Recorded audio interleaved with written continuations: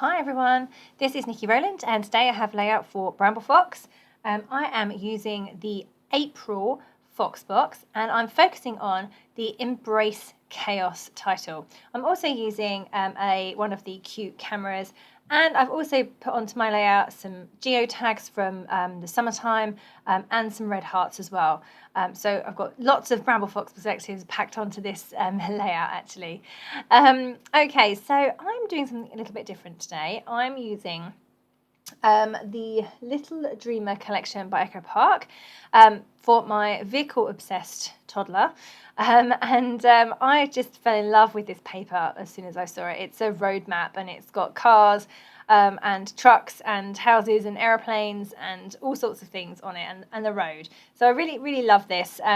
My 2-year-old and my 7-year-old, nearly 8-year-old, they have a car each, a ride-on car each, and they zoom around my house, particularly my kitchen, which has an island, and they zoom around it and they say they're on the my big boy says that we're on the M25, mummy, because it's a circle, although it's not really a circle, but they go round and round around this circuit constantly, and it's complete chaos, especially when I'm trying to cook dinner, and they're under my feet zooming past me going around the M25. So that's a little funny story that I thought I would document, and my 2-year-old really is obsessed with cars, vehicles, planes, literally anything that moves, rockets. So this collection, when I saw it, it was just perfect. I just thought I have to get that and use that to document some stories about him, because he really does love vehicles.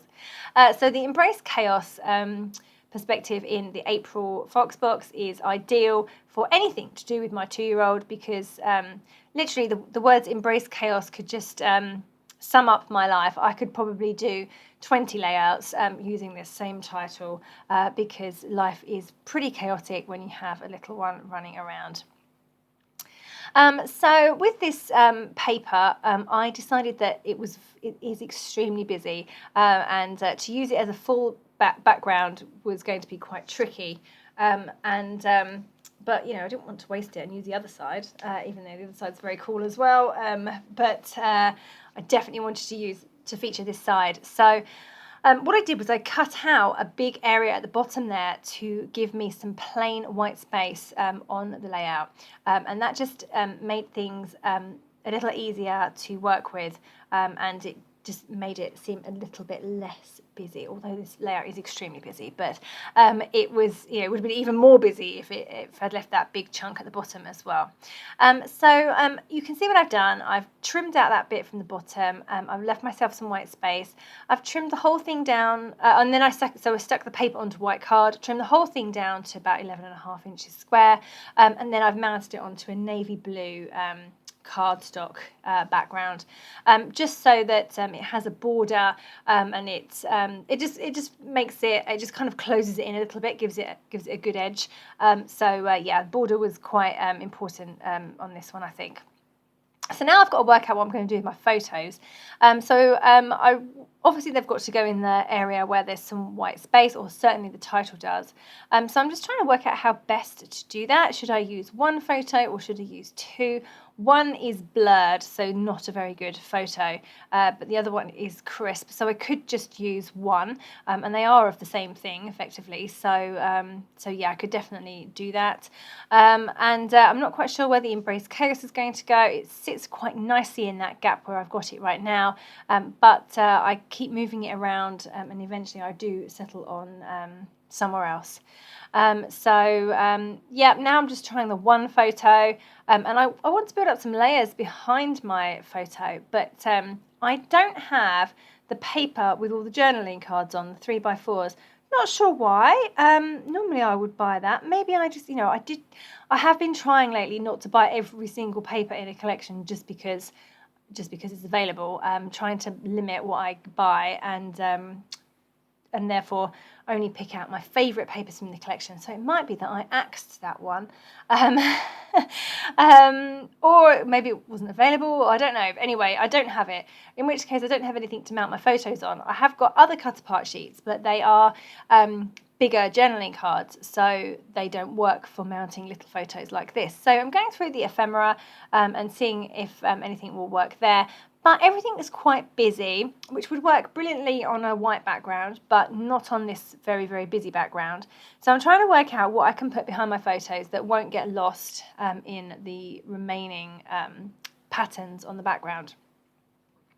In the end, I settle for no ephemera at all, and I cut up another piece of paper and mount them on that instead. So I'll get to that point in a minute. But I do spend quite a lot of time working out how best to position my photos and my title on this extremely busy background, which is out of, I think, anyone's comfort zone. It is extremely busy, very difficult.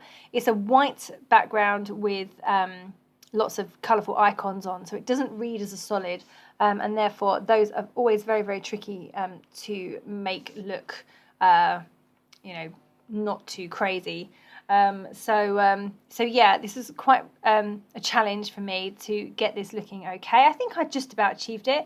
It is busier than my normal style, but I do have some areas of white space left over, and it kind of works.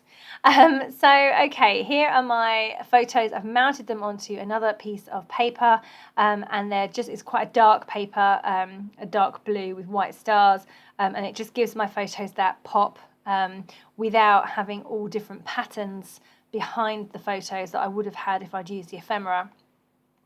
And I've just positioned them higher than the white space, and the reason for that was so that I've kept some of the white space. If I put my photos in the white space, then I would have covered up more of that, and I really needed to achieve some white areas on this layout because it was just so crazy busy. So that works quite well, actually, having the photos up there, although sadly I ended up covering up a little red car that I didn't want to cover up, but these things happen. So I've got my photos in place, and I found a chipboard car, a red one that goes that I've put in the middle of my two photos underneath, and then I have the Embrace Chaos perspective on the white background, and that looks perfect. I'm really happy with how that looks there. It shows up brilliantly. It's the perfect colour.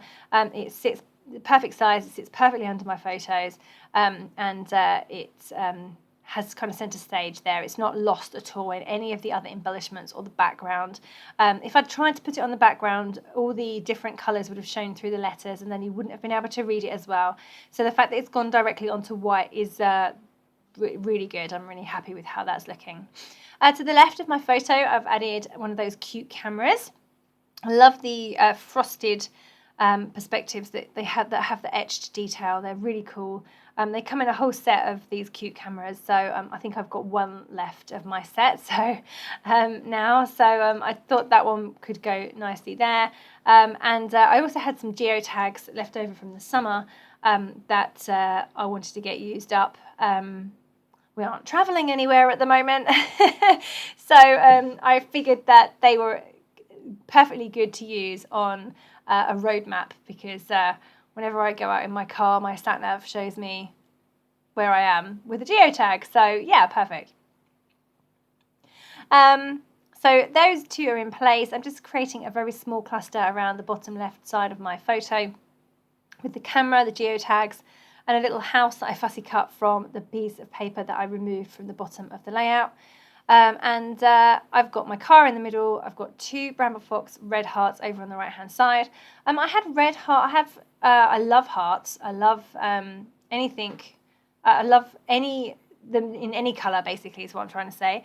But for some reason, the red ones always seem to get left over. I think it's because they only get used at Valentine's, maybe, because there's not a lot of collections with red in. So sometimes I use them at Christmas as well. But this paper collection has red in it, so I thought, brilliant, I can use those.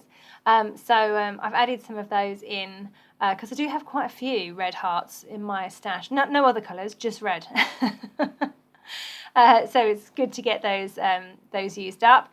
Then I'm just adding a little bit of embellishment to my photos. I have some area of just my hallway in the background that could be covered up. So I've just added two stars and then a little star in a circle. They're just stickers or ephemera. I think they are stickers, and I've raised them up on foam pads.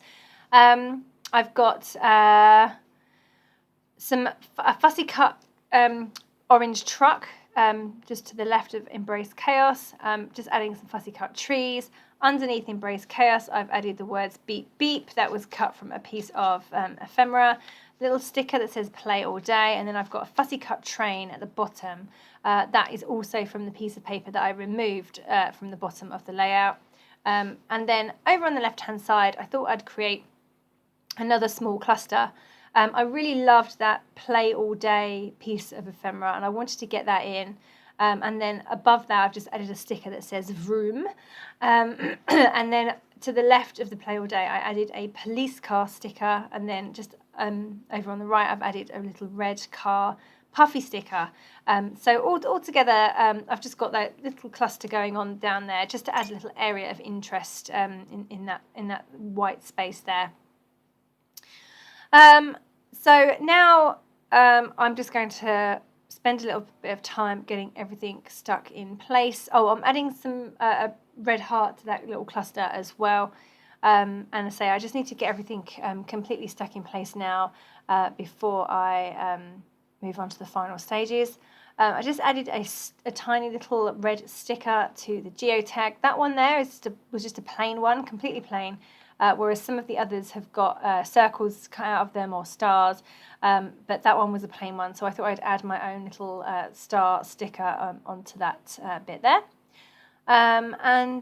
Just trying to work out if there's anything else I can add in. So on this collection, the stickers, there were quite a few little bits and pieces, like little tiny star stickers, circles, and that kind of thing. So I just used those, kind of like enamel dots really, but without the enamel bit, but they work in the same kind of way.